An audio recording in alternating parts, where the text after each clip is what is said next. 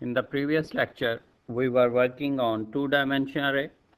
In this lecture, we will review one-dimension array as well as two-dimension array, and we will do some programming practices using one-dimension array and two-dimension array.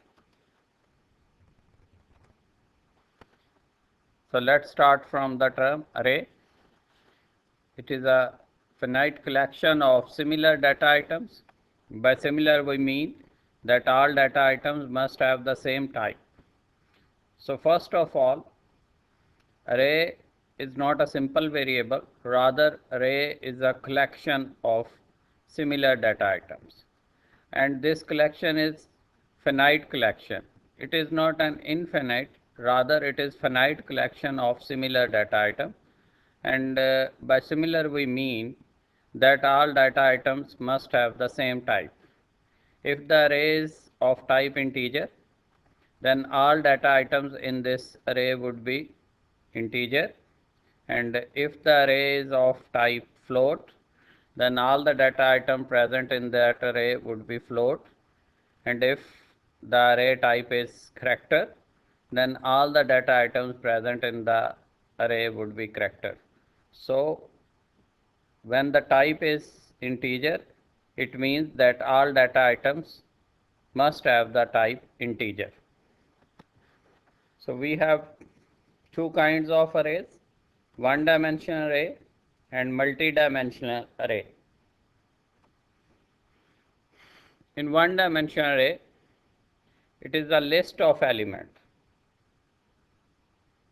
I have summarized some of the characteristics of one-dimensional array. The first thing you must remember is that it is simply a single list of elements. Each element must be the same type, mean if they are integer, then all elements should be integer. Consist of contiguous memory locations. When we are talking about the memory locations of the array, always remember that data elements in array stored in contiguous memory allocation, and contiguous mean one after another, or you can say consecutive memory locations. The lowest address corresponds to the first element, and the highest address corresponds to the last element. So when we are talking about the first element of the array, it would be the lowest address, and as soon as we will move from the first to second and third and up to so on up to last element, the address of the memory raises, and the last element would have the highest address in the array.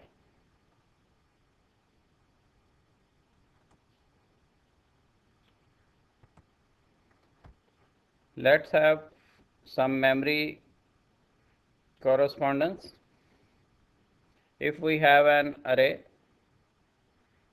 int c of 10, it means that we have an array named as c of type int and would have 10 values.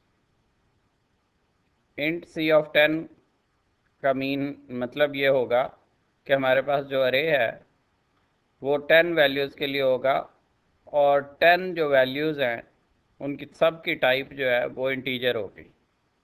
So the first element in this अरे would be referred as c of 0, then c of 1 and c of 2, and when we are talking about the term c of 0, the first element of this array c, let's say that the first element 24 is assigned to the c of 0. Similarly, if 59 is assigned at c of 1 and 35 is assigned at c of 2, and if the correspondence memory is checked, c of 0 24, c of 1 59, c of 2 35 and so on, इस तरीके से हम इसे values जो है वो assign कर सकते हैं. तो आप ये देख सकते हैं कि ये जो लिस्ट आपके सामने है ये कॉन्टीजियस मेमोरी एलोकेशन को रिप्रेजेंट कर रही है कि अगर यहाँ पे 2 बाइट हैं तो अगले 2 बाइट जो है वो c of 1 के हैं, एंड नेक्स्ट 2 बाइट्स जो है वो C of 2 पे हैं, C of 2 के लिए हैं, and similarly the next 2 bytes जो है वो C of 3 के लिए हैं. So it would start from here, the minimum address would start from C of 0 and the maximum address would go up to C of 9, and the addresses would be consecutive, or you can say the contiguous memory allocation is given to this array. So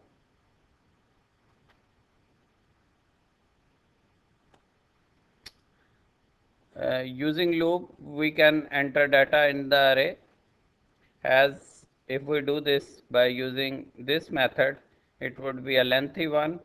So you can do this via loop. I equal to 0, I is lesser than equal to 9, I plus plus. So the first time value of I is 0. The first value that would enter would be C of 0. As already stated, that array in C++ and Java start from the location 0. So it doesn't start from 1, as it start from 0. So if the capacity of the array is 10, then the first element would be referred as C of 0 and the last element would be referred as C of 9.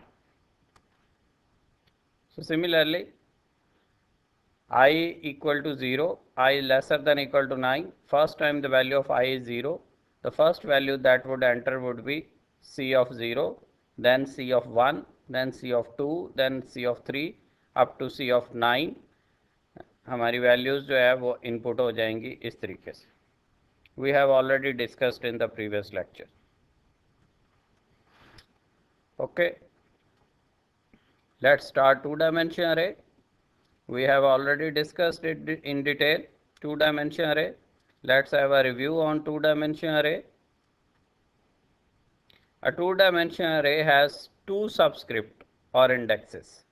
So when we say that it is one-dimension array, there would be only one subscript. For example, over here, C of I is only one subscript. But when we are talking about the term two-dimension array, it would have two subscript. The first subscript refer to the row and the second subscript would refer to the columns. So in two-dimension array, data is stored in the form of rows and columns.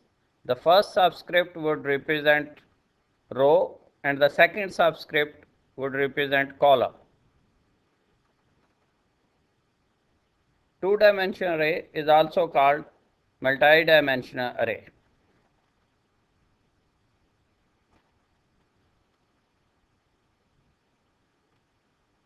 When we are talking about declaration of two-dimensional array, to declare a two-dimensional array, we have int, hub, square bracket 4 and then square bracket 3. If we are using array in C++, the declaration would get this form. And if you are using Java, the declaration of two-dimensional array would get this form. So let's talk about the declaration. The name of the array is hub. Either you are doing programming in C++ or Java, the name of the array is hub. Over here, the hub is the array name, and similarly in Java, here hub is the array name. The type of the array element is integer. So in both cases, either in C++ or Java, I have declared it the type integer like this, and in Java we have to place int over here. So there is a difference in declaration. In the syntax declaration difference is there. Please keep it in mind when if you are doing C++, declare two-dimensional array in this form, and if you are using Java, then declare two-dimensional array in this form. So this is the name of the two-dimensional array, hub, and this is the type of two-dimensional array, that is int.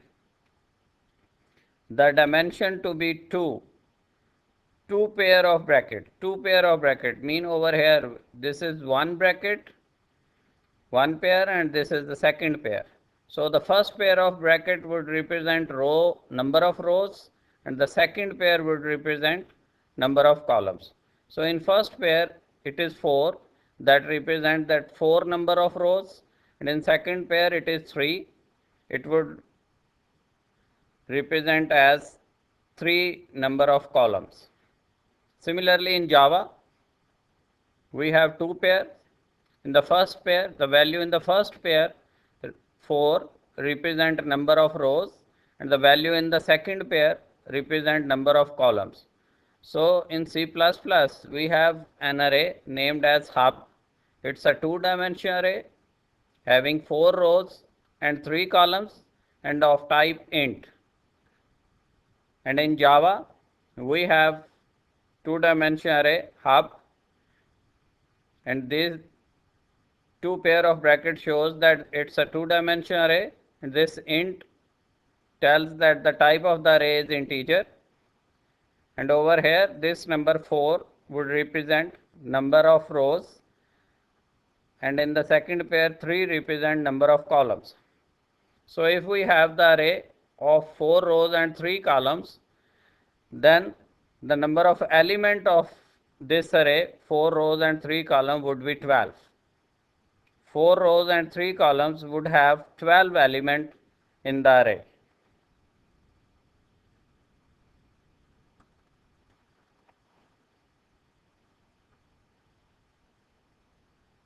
अगर हम इसकी storage location allocation के बारे में बात करें to dimension अरे की, तो it is store element on contiguous memory locations as in one dimension array,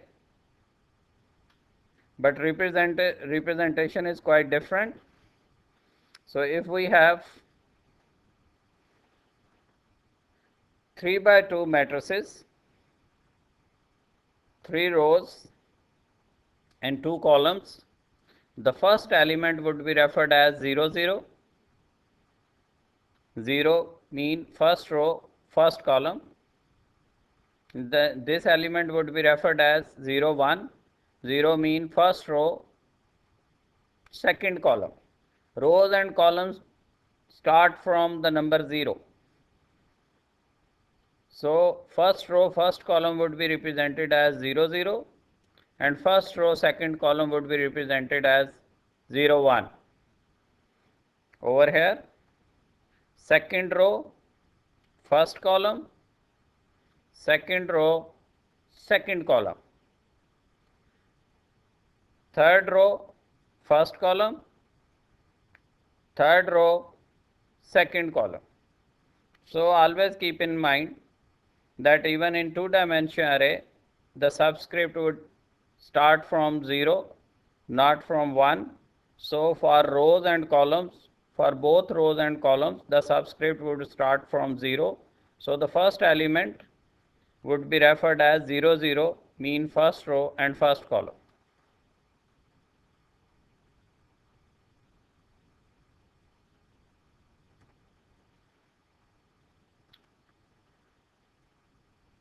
Let's have an example of two-dimension array.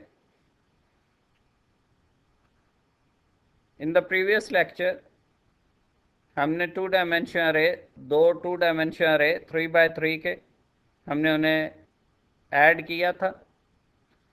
सो यहाँ पे हम एग्जांपल डिस्कस कर रहे हैं टू डायमेंशन अरे 2 by 3 के. ए भी हमारे पास 2 by 3 का है, मीन 2 रोज एंड 3 कॉलम्स, और बी भी हमारे पास जो है वो 2 by 3 का है, 2 rows and 3 columns. These are the rows and these are the columns. So the normal procedure of subtraction for matrices, if we need to subtract A minus B, or you can say if you need to subtract B from A, in this method, first row, first column, 0 0, 5 and 0 0 of B, 5 minus 3, 10 minus 8, 0 1 minus 0 1. Similarly 0 2 minus 0 2. Then 1 0 minus 1 0. 1 1 minus 1 1. 1 2 minus 1 2. So the value you would get 2 2 15 6 minus 3 and 2. So dear student, this is for you to attempt to write code for this program. Already you have done this as 3 by 3 matrices and you have done the addition of 2 matrices.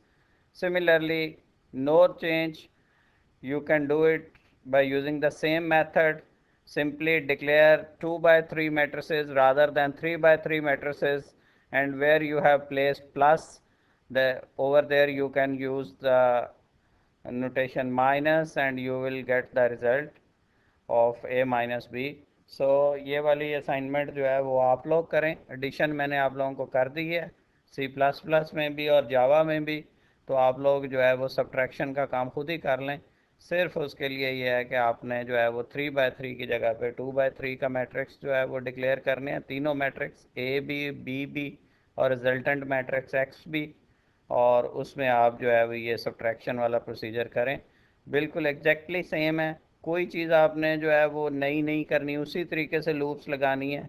बस simple ये है कि जहाँ पे आपने plus किया हुआ है वहाँ पे आप माइनस यूज़ करेंगे और आप जो है वो इस तरह से सब्ट्रैक्शन जो है वो मैट्रिसेस की कर सकते हैं. आपने एडिशन किया हुआ है, सब्ट्रैक्शन आपने ये खुद करना.